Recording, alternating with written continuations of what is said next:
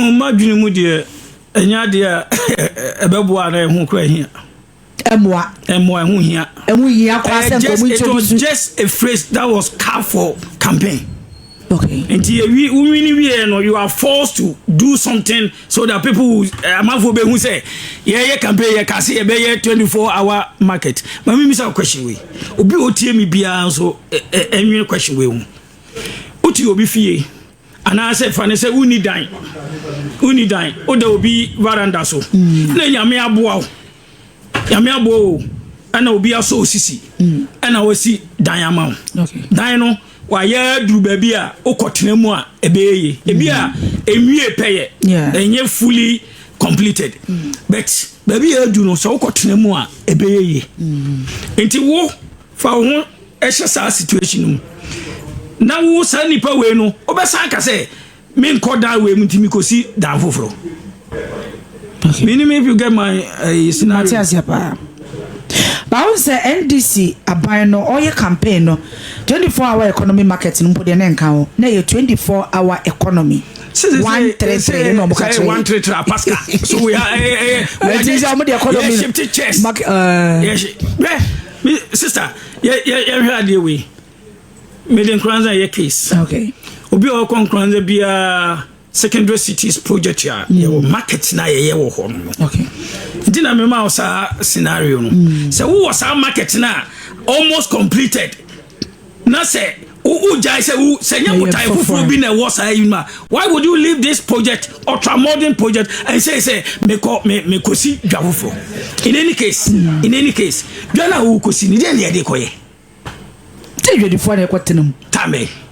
Oh, 2.5 years later no yeah nkran for ye woni ma bi wo a wo ya ye so Ghana for so ya dwuni na ye bie de bie o each day Ghana for adwuni mu bie o se ye si market nkranza market no o de ye de MPP for kura si ye na nkranza market no ye di na how many days so o ko nkranza na obi se nkranza ni bia ne ani suade hunu so your opportunity a dear pa na nkranza market or the beya obaka che o se nkranza market ye ni no be nansa. They say they did teach my dear. That's what they will not tell you. Say we need market facility. Or Becca say you join the Kebenyan ye nino nansa. O concranza, no concranta uja. You come kwabe. Na a World Bank project. That time na cost you titiscano or 3 billion na escapa. The papa you say time as MC. Okay. Oko ayirede oba mikrom bonsu a clinic no ho yesi udi utwem a obi a utwem obo say aka nwuram meme time we made an effort to say a man ton ade e wo kwa ho kwa nko mu nyina nko occupy oko abontem a market wo ho almost community bi a obekọ no anya omo market ntina make say ya botaye fufu obi na wo the construction of those 24-hour market na akaka say ya bezi ni pedi dwa na dwuni awia ne hwan ya the facilities are already there enti wana aboka se botaye bi a office botaye be na etecha and this for most 24-hour economy market bia na ejama makoya bronye oh that be say adventure yes to say enye say you don't want to associate ade akufuado ne won say woni obi tv ne ntoma go kra me pese be gu me kwa no say woni sa adwene no bi wo tirim a this kind of construction you doing you know and kwanza for more priority areas that needs attention than the 24-hour market no. In any case, oko site community project ya. Say community in the chair ade a omope. Meboa. Yeah. No match o baby a no. So do you impose your project on people? No. And unti na make say saadi we nye die nkranza fo hia ne nye no a. Nti okay, eno na woka say kan kranza ni bia benya na kan market no. You did 3 days. Yes. Oh, they say, Grand Forum. Can we have different dates? But it's 24-hour economy marketing. So because BBR will say, yeah, they are more cano. I'm 3-day market, no. Semina na kwa fu no quantity ajogo.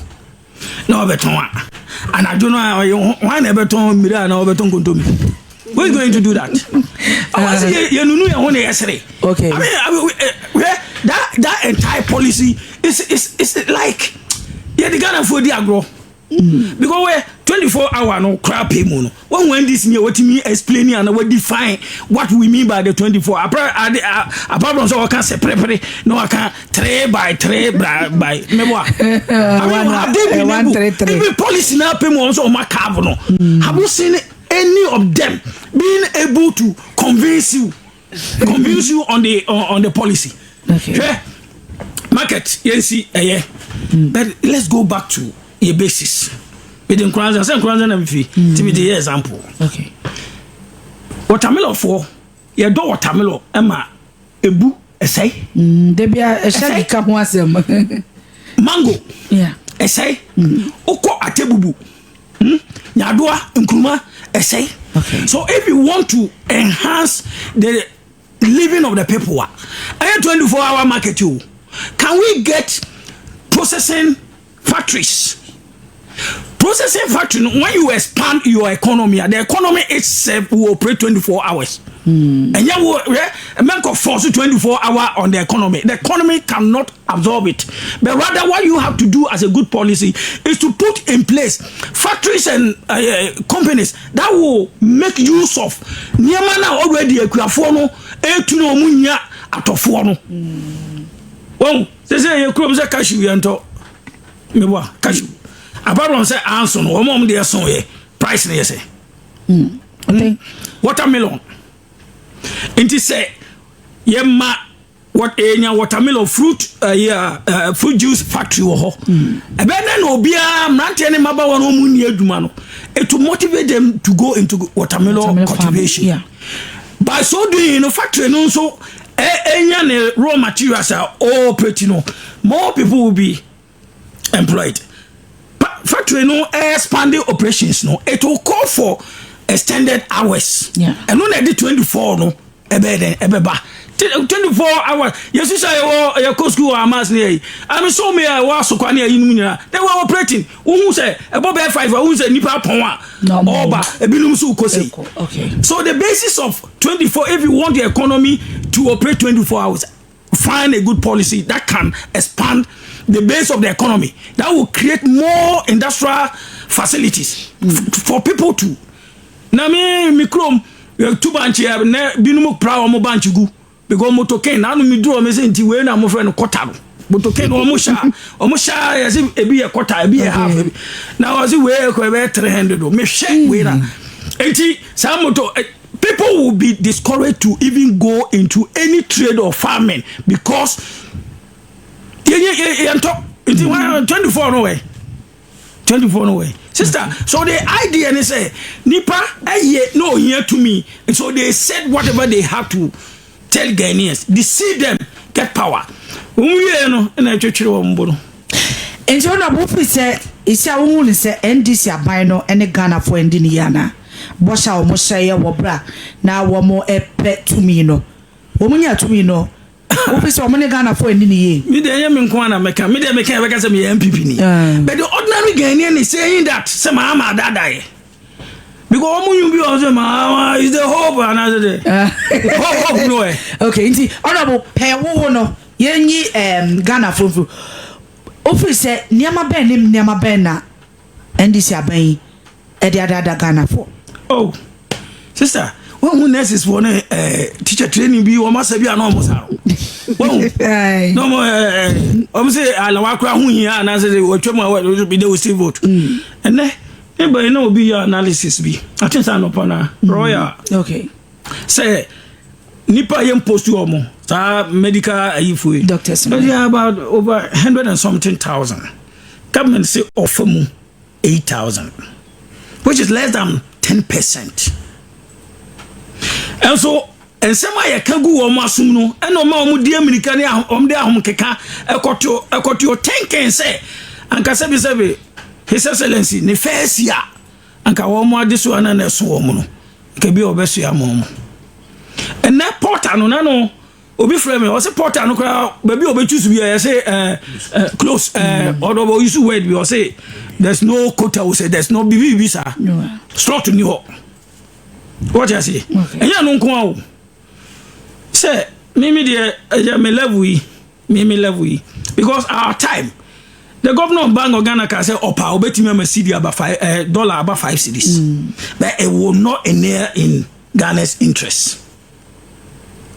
Okay. And now I'm there buy nyame adom say na no what car Bank of Ghana. Bank of Ghana that be no year profit making any loss making. Obase MPP for more time I think 2022. Yeah. Bank of Ghana so boka. Na free here. Was it number free? Ne free hand. That be canon ne free hand. Because when consolidation of the banks near day, until Bank of Ghana have to foot those bills near day. But we say a dienka, you go to clear one crowd once at home. So say one inflation. Say inflation about single digits. Oh my gosh. 2. City no so anya holding ejina. And I say anti those indicators should translate into our living. Okay, our inflation now above from yes. I was say inflation, cost of capital, cost of living. Oh yeah, bomo. Yeah. So we wear oma. Bako inflation ya above from. I also change. Omo makani ya above from. Until you say what person will say appear or Ghanaians. It's on paper, please. Okay. It's on paper because we there yet way. And I'm going to TZ. Let me go my blue and talk. But I don't have TZ no size no there. Every do so. So inflation. Oh, inflation. You see when we have more money supply. Yeah. And you control. I mean 2025 we could estimate for floor tiles. Okay. And 2026 Nanui, Mesakoji, the same place or 3 places. The difference was 100 Ghana. Meanwhile, 2025 inflation, you say. 2026 is 3.3%, you know. Is it reflecting in our transactions? It's never true. Okay. And she said, yo, I said, accountant do business and say 1 + 1. I say 1 + 1 is equals to what the accountant wanted to be. The accountant no say, we are being told say inflation is 3%. But I was thinking say the cost of capital, which we call the interest rate, should also drop. I was say a drop. And I was say a reflective war, prices of goods and services. And it's media say. One significant drop will be what prices of goods and service. Honorable, only say young Ghana for so yakahu. Oh, but who is ahead? Because last time be yet say 4 so Frank was sister, your drivers for some the money. Yeah, boy, and some mama president, mama nena pam for say inflation about 3%. It is a near board dear. Do I look beyond him? Me go here no one ho. My bomb is a mama wa. Now say the other side there, over Gaza Kufuado. No way, you can't run away from that. There's no way. Okay. Enti near man no be wo hono a hwema ndisi fo adi Ghana for there. Bebre minim koko farmers what ba ko be say wo there o kan ya yeto abai ma we. Se Kufuado se wo there no kura no wan fa ma ye ya. Maintain your Kufuado price no. Meboa say that no or say I was a price no call over 6,000. Say no share what price and no the cancer. Now when I say enka want him to why a former president? No, I this current but say a price no I drop it. What price I drop? I drop away. And I say international trade wa. Okay. But when you will be a forward trade ne factory in Saniaman. The cocoa beans were there, you have bought them. And the time you have to dispose of them, you didn't do. Thinking, I just say, me try ebeko, and she. So now who calls them? One calls on. Okay. And if me, when it comes to those areas, I have no sympathy for the government. Because incompetence and mismanagement and this problem number. Okay.